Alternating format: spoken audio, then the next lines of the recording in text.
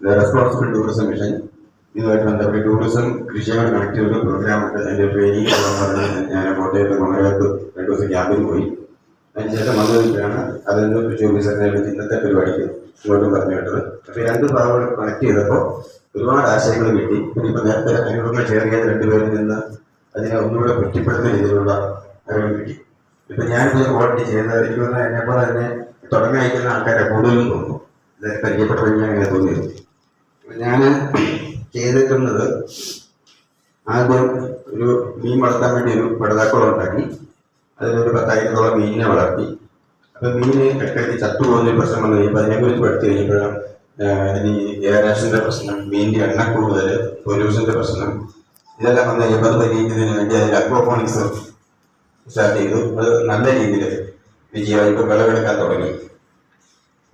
പിന്നെ ഉള്ളത് 1 ഏക്കർ സ്ഥലത്ത് നേരത്തെ അവതരിപ്പിച്ച ഫ്രൂട്ട്സിൽ 70% ഫ്രൂട്ട്സും ഓൾറെഡി ഞാൻ വെച്ചിട്ടുണ്ട്. പക്ഷെ അവിടെ നേരിടുന്ന പ്രശ്നം എന്ന് പറഞ്ഞാൽ വനത്തിനോട് ചേർന്നാണ് എൻ്റെ സ്ഥലം. ഈ രാത്രി ആകുമ്പോൾ ഈ കേട എന്ന് പറഞ്ഞൊരു ജീവിയുണ്ട്, ആ മാൻ പോലെ കാട്ടാട്, ഇവർ പോലും വന്നിട്ട് ഇത് ആട് കഴിക്കുന്ന പോലെ ഇതിൻ്റെ ഇല കെട്ടിട്ട് പോകും. അപ്പം ഒരു 10 തൈ വെച്ച് കഴിഞ്ഞാൽ 1 മാസം കഴിയുമ്പോൾ 5 മാറ്റേണ്ട അവസ്ഥയാണ്.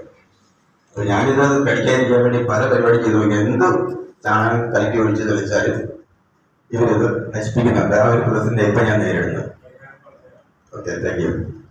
രണ്ടാമത് ഒരു 20ഓളം ആട്, 3 ആടിൽ തുടങ്ങിയതാണ്. ഇപ്പോൾ 20 ആട് അധികമായി. അത് നന്നായിട്ട് വളർത്തുന്നു. അപ്പോൾ ഇതിൻ്റെ വേസ്റ്റൊക്കെ അവിടെ കെട്ടിക്കിടക്കാതെ വേറൊരു സിസ്റ്റത്തിലൂടെ ഡെയിലി ഒരു കളക്ഷൻ യൂണിറ്റിലേക്ക് പോവുകയും അത് ഉപയോഗപ്പെടുത്തിക്കൊണ്ട് വെർമി കമ്പോസ്റ്റിലേക്ക് നിക്ഷേപിച്ച് മണിര കമ്പോസ്റ്റ് യൂണിറ്റ് 2 യൂണിറ്റ് സ്റ്റാർട്ട് ചെയ്യുന്നുണ്ട്, പ്രവർത്തിക്കുന്നുണ്ട്. രണ്ടാമത് ആടിൻ്റെ മൂത്രം കളക്ട് ചെയ്തിട്ട് അത് ചാണകം കൂടെ മിക്സ് ചെയ്തിട്ട് ജീവാമൃതം ഉണ്ടാക്കി ചെടികൾക്ക് എത്തിക്കുന്നു. അങ്ങനെ പൂർണ്ണമായി രാസവളം കീടനാശിനി ഒഴിവാക്കിക്കൊണ്ടുള്ള ഒരു ഓർഗാനിക് കൃഷിയാണ് ഈ ചെയ്തുകൊണ്ടിരിക്കുന്നത്. 1 മാസത്തിൽ 1 തവണ വെച്ച് ജീവാമൃതം എല്ലാ ചെടികൾക്കും എത്തിക്കുന്നു. പിന്നെ ഉള്ളത് മുളകൾ, പലതരത്തിലുള്ള മുളകൾ. വയനാട്ടിലെ ഉറവ് എന്നൊരു സൊസൈറ്റി ഉണ്ട്. അവരുമായിട്ട് ബന്ധപ്പെട്ടിട്ട് ഈ ഡെക്കറേറ്റീവ് ആയിട്ടുള്ള മുളകൾ സംഘടിപ്പിച്ച് അത് പല ഭാഗത്തും ക്വാളിറ്റിയെ വെച്ച് സംരക്ഷിക്കുന്നുണ്ട്. അത് ഈ പറഞ്ഞ ടൂറിസമായിട്ട് കണക്ട് ചെയ്യുമ്പോൾ ഒരുപാട് സാധ്യത ഉണ്ടെന്ന് എനിക്ക് തോന്നുന്നു. അതുപോലെ അവിടെ ഇത്രയുള്ള ഞാനിപ്പോൾ ചെയ്ത കാര്യങ്ങളാണ്. ഇനി ഇവിടെ വന്ന കിട്ടിയ അറിവിൽ നിന്നുള്ള എൻ്റെ മനസ്സിലെ ഒരു ചെറിയൊരു സങ്കല്പം, അവിടെ എന്തെല്ലാം ഞാൻ നട്ടുപരിപാലിക്കുന്നുണ്ടോ അതിൻ്റെ എല്ലാം ഉൽപ്പന്നങ്ങൾ വിൽക്കുന്ന ഒരു സ്റ്റാള്. ഇത് പാലക്കാട് നിലമ്പൂർ മലയോര ഹൈവേയുടെ സൈഡിലാണ്. അതുപോലെ യാത്രക്കാർ വണ്ടി പോകുന്ന ഒരു റൂട്ടാണ്.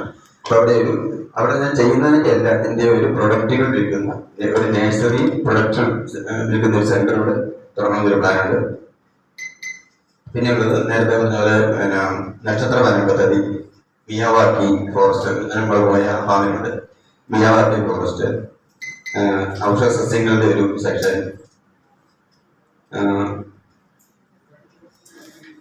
പിന്നെ തേനീച്ച സംസാരിച്ചു അതും അതിൻ്റെ കൂടെ കൃഷി ചെറുതായി തുടങ്ങണമെന്നുണ്ട്. ഇത്രയാണ് മനസ്സിൽ ചെയ്യാനുള്ള ആഗ്രഹങ്ങൾ. ഓൾറെഡി ചെയ്തത് ഞാൻ പറഞ്ഞു കഴിഞ്ഞു.